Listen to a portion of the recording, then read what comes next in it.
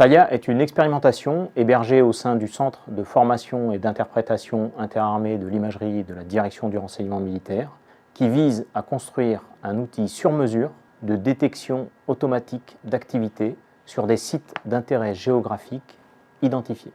Chaque jour se réunissent les experts de la société Earthcube, de la DGA et les spécialistes du renseignement d'origine image d'intérêt militaire.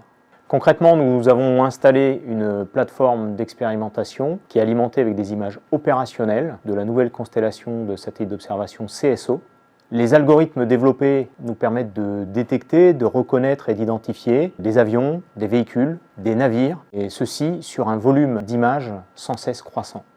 Cette technologie vient aider les experts dans leur travail de recherche d'informations et d'indices sur les images, mais également leur permet d'améliorer l'analyse de l'activité sur des sites d'intérêt géographique présélectionnés. Ils peuvent ainsi s'affranchir d'une part de leurs tâches particulièrement fastidieuses et se concentrer sur celles à plus forte plus-value.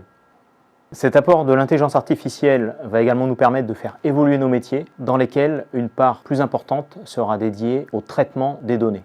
Accompagné par une intelligence artificielle maîtrisée, l'exploitant est averti de l'évolution de l'activité sur un site d'intérêt géographique grâce à des remontées d'alerte qu'il aura préalablement définies. L'expérimentation Taya, dans une démarche de co-construction, ne se résume donc pas à une simple acquisition technologique, mais nous aide réellement à appréhender cette évolution.